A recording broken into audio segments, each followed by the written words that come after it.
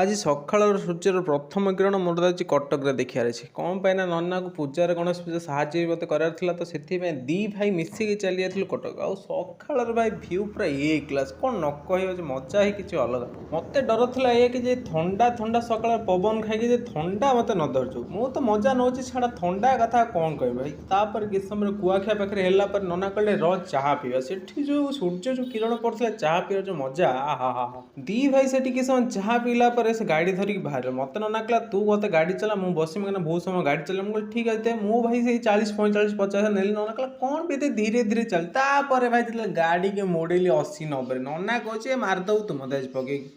ସେଠୁ କିଛି ଆଗକୁ ଗଲା ପରେ ଭାଇ କୁହୁଡ଼ି କ'ଣ ଏମିତି ପଡ଼ୁଥିଲା ଯେ ଆଗ ରାସ୍ତା ନ ଦେଖାଯାଉଥିଲା, ଏତେ ଦୂରରୁ ମାନେ ଲାଗୁଥିଲା ପୁରା ମେଞ୍ଚେ ସାରା କୁହୁଡ଼ି। ଦେଖୁନାହାନ୍ତି କେତେ ପୁରା ଧଳା ଧଳା ହେଇଯାଇଥିଲା। ତାପରେ ଭାଇ କଟକ ପାଖାପାଖି ଟିକେ ହେଇଯାଇଥିଲୁ, ପୁରା କୁହୁଡ଼ି ହେଇଗଲାଣି।